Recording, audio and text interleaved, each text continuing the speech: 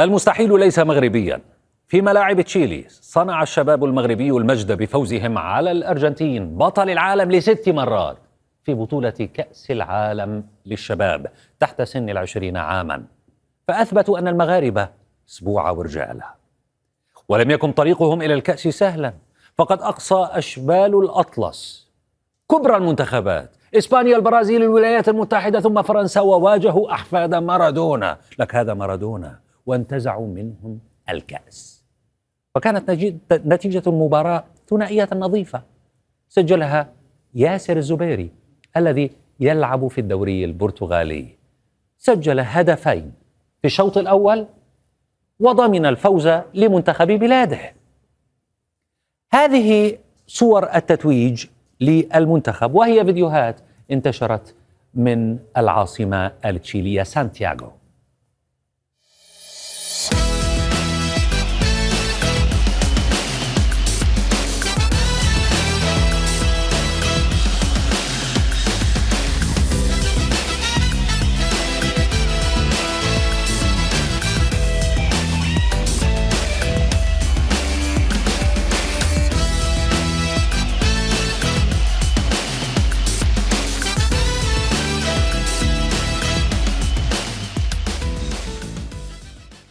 العاهل المغربي محمد السادس أشاد ببطولة شباب المغرب وقال: لقد شرفتم بلدكم وشبابه أيما تشريف، ومثلتموه وقارتنا الأفريقية خير تمثيل.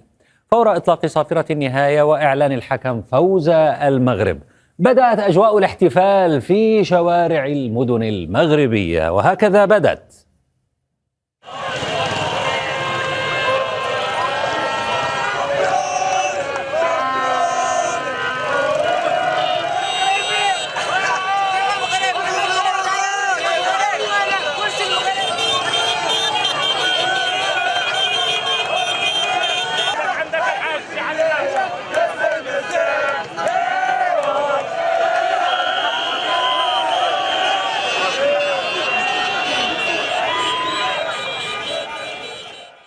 نجوم المنتخب المغربي أيضا هيمنوا على الجوائز الفردية للبطولة.